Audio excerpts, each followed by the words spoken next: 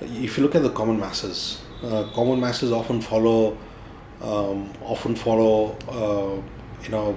norms which are set and promoted by the state, right?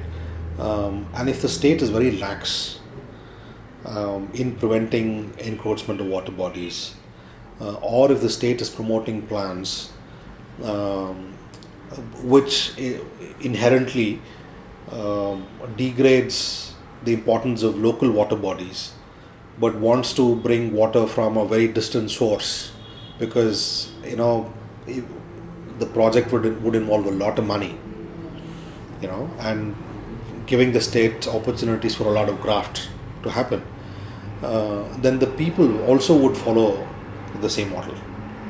They wouldn't be bothered about an enforcement that's happening just next door, right? But we have spoken to a lot of organizations, a lot of civil society members, and the predominant view of these people is that there is no way that they can ever approach someone for a redress, even when they see that there is a water body in front of them that is getting destroyed. Why is that? Because the local police station doesn't work. I mean, you have to complain to the police station.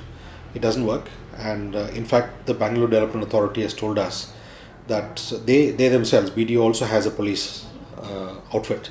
They have an SP.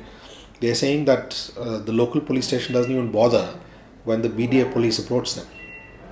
Right? It may or may not be true, but the fact of the matter is that the local police is usually governed and in every practical sense overruled by the local elected representative. It could be an MLA or a city corporator, etc.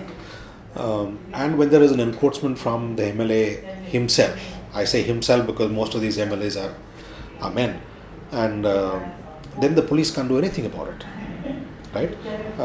Large educational institutions encroaching upon water bodies, apartments which are built by huge developers, and these are developers who have connections all over.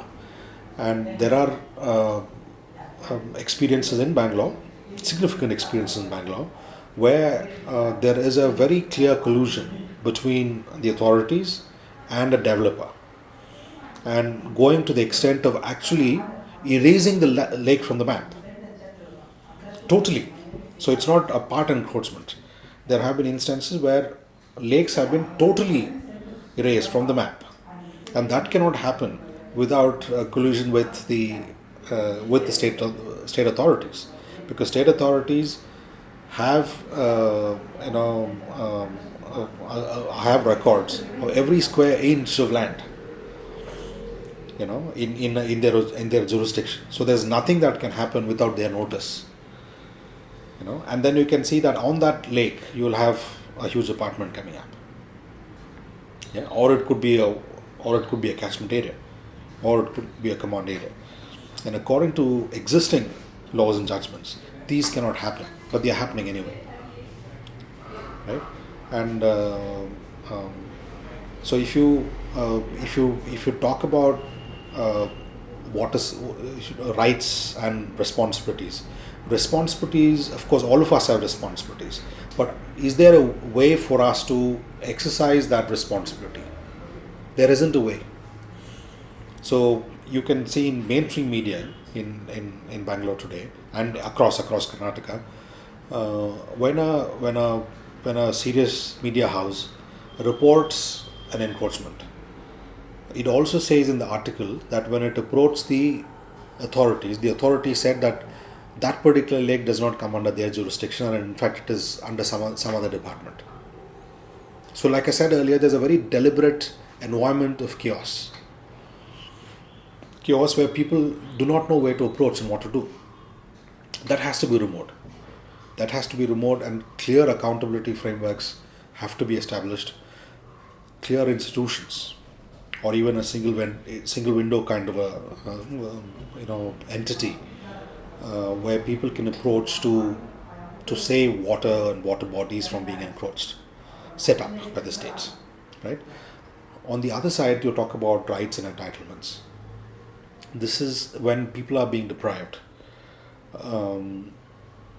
I don't care much about our traditions and cultures and rituals, but I have seen women in Gulbarga, where water is privatized, who had to sell this Mangal Sutra to pay water bills. Right? I don't have any significance for Mangal Sutras, but people do. It's an extremely important part of their lives, and women have had to sell their Mangal Sutra to pay water bills, where water is privatized, because there's absolutely no other source. Water bills shoot up because these projects are extremely expensive projects, and all the money that is being paid to the private company and all the money that is required to get water from a very distant source, when you could in fact get water from local sources if you could save them, all this money is put on the person who uses water, right? And if you cannot pay, part of the disciplining aspect of these laws is to disconnect. So, and then you're completely destroying the culture of sharing. And so, because when you go to your neighbors, they might share water for a day, and after that they won't, because for them the bill is going to go up anyway, right? So this is the kind of desperate situation that we are getting into, and this is where we have to start arguing for water rights, water security of people, right? And we are now getting into this argument of water security, because we have to demand that a lifeline water, which is about 120 liters, at least 120 liters per person per day, to be provided free of cost by the state, right, to all. And then you bill water which is used beyond a certain level, that is about more than 120 liters per person per day. And this was in existence till very recently. In Mysore, for example, the first 25,000 liters per month per residence was free,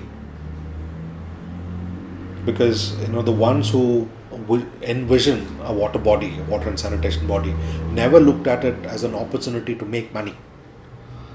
It was the basic responsibility of the states to ensure that everyone gets water, right?